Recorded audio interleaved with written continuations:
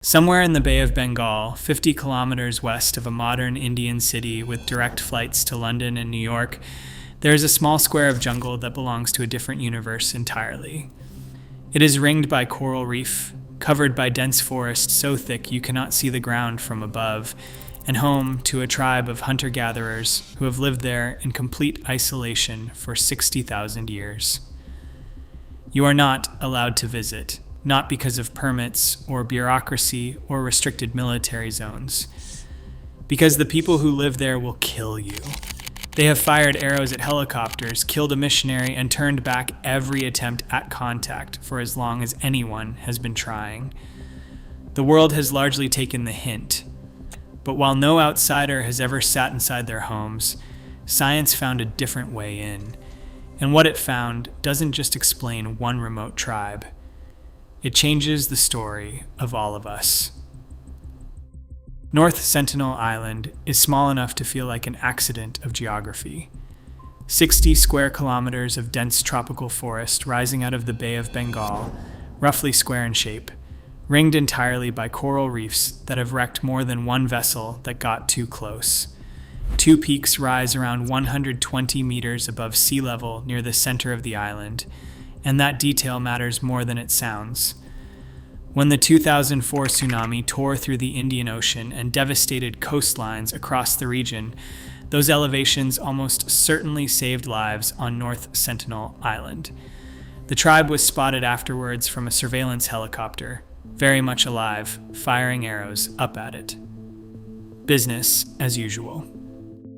Population estimates range from 50 to 400 individuals. That spread alone tells you almost everything about how little direct observation has ever been possible from the outside world. What we can see from a careful distance suggests a population that is healthy, well-fed, and not particularly short on resources. The surrounding waters provide fish, turtles, and shellfish in abundance. The forest almost certainly provides boar. Their technology is consistently underestimated by everyone who describes them as Stone Age people because that description is not accurate. The Sentinelese work iron. They do not smelt it. They scavenge it from the shipwrecks that the reef has been delivering to their shores for centuries, cold working the metal with hard stone into usable blanks, and then grinding those blanks into arrowheads. By 1867, iron-tipped arrows were already their standard equipment. Their canoes are narrow outriggers steered with poles rather than paddles, perfectly suited to the shallow coastal waters they hunt and fish from. Physically, they appear to be one thing.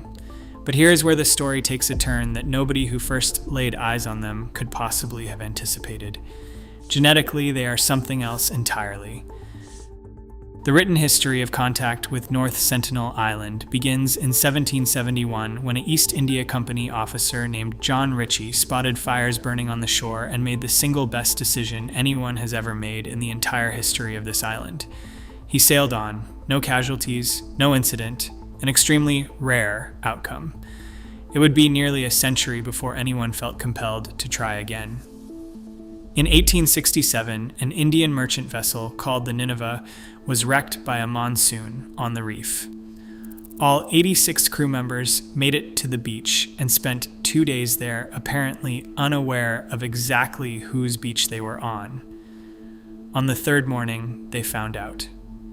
The attackers came with arrows tipped with iron, which tells you something important. By 1867, the Sentinelese had already been working salvaged metal long enough that it had become standard equipment. The Royal Navy eventually arrived and extracted the survivors. Everyone lived. That outcome would not always repeat. Then in 1880, a British officer named Maurice Portman arrived with a large expedition party.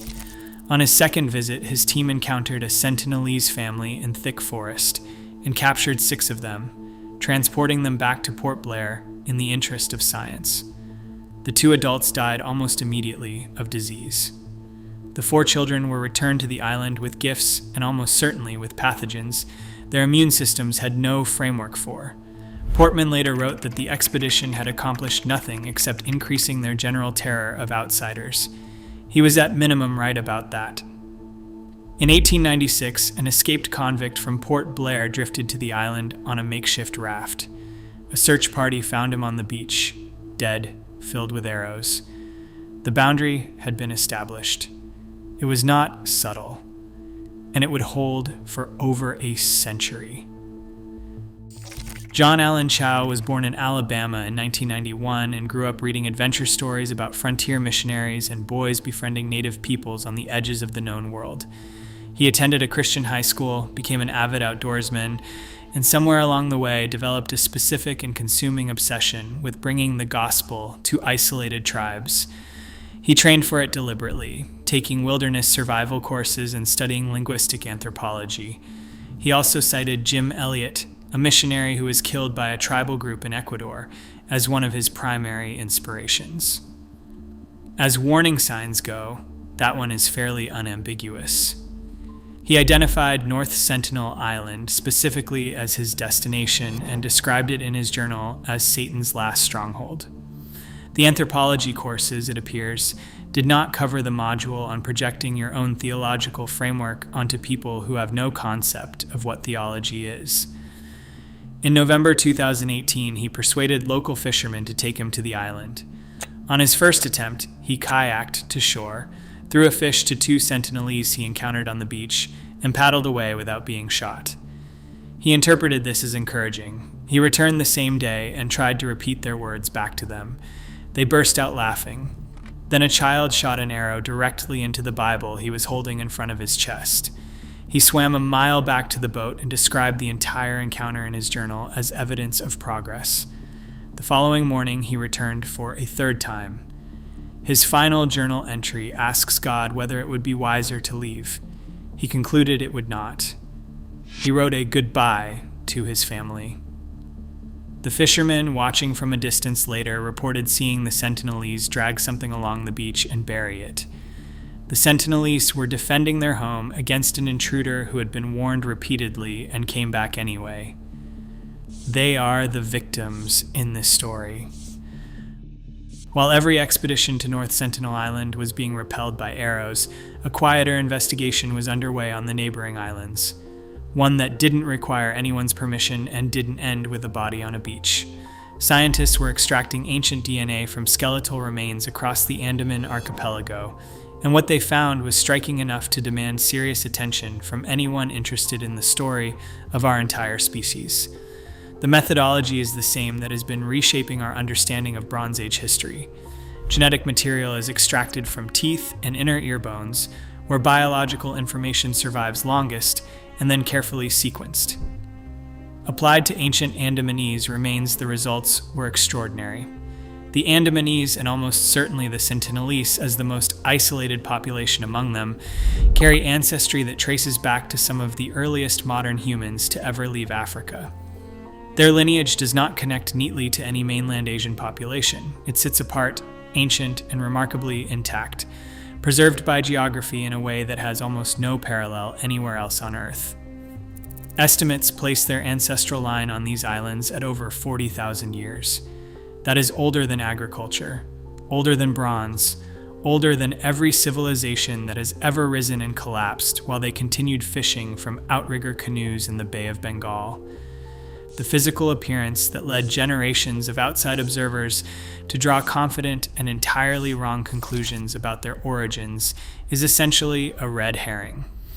Darker skin and certain facial features are simply adaptations to intense equatorial sunlight, convergent evolution that has occurred independently across geographically separated populations throughout human history. Genetically, the Andamanese are far more closely related to East Asian populations than to any African group. The Sentinelese are the most intact surviving node of this ancient ancestry, and the arrows that kept every outsider away accidentally preserved something extraordinary.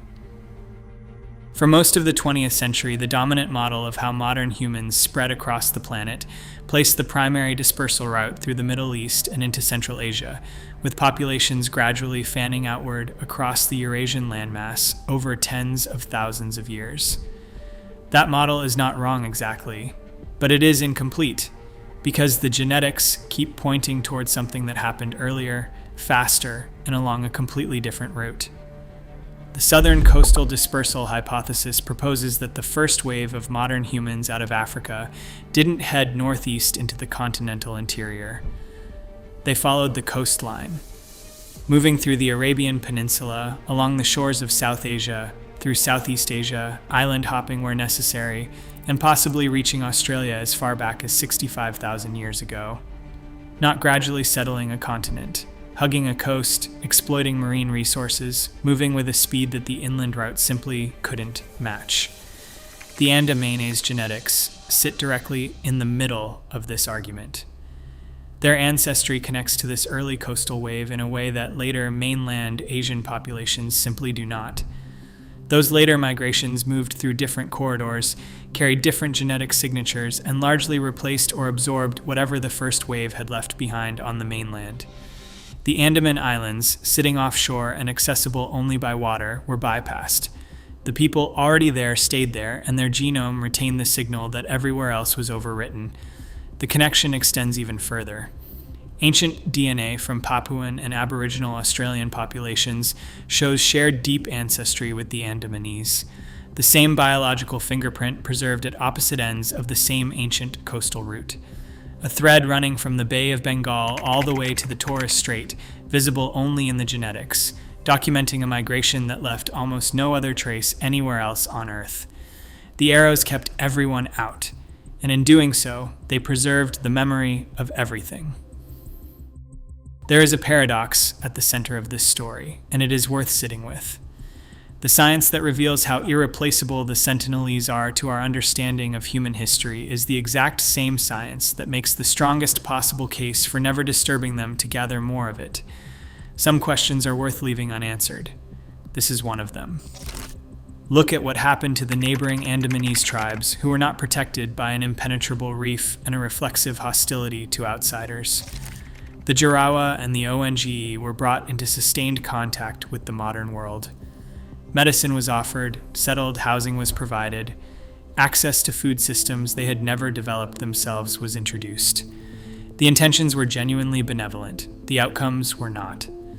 Within decades, populations that had maintained robust health and coherent cultural identity for thousands of years were struggling with malnutrition, alcohol dependency, and the specific kind of purposelessness that arrives when the entire framework of a society's existence is removed and replaced with something that simply does not fit. Some travel companies running tours near Jarawa territory were accused of organizing what were functionally human safaris, paying tribal members food in exchange for performing dances for tourists. That sentence should not exist. It does. The Sentinelese, by contrast, are by every observable measure thriving. Healthy, active, sustaining themselves comfortably within the carrying capacity of their island, exactly as they have been doing for 40,000 years without any outside assistance whatsoever. They have expressed their preferences about contact with extraordinary consistency across centuries of attempts.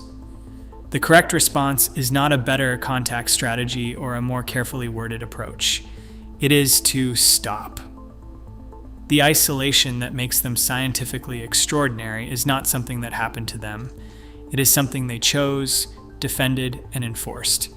And that alone is reason enough to respect it. Return for a moment to the island itself. The reef, the jungle, the two peaks rising above a forest floor that no outsider has ever mapped.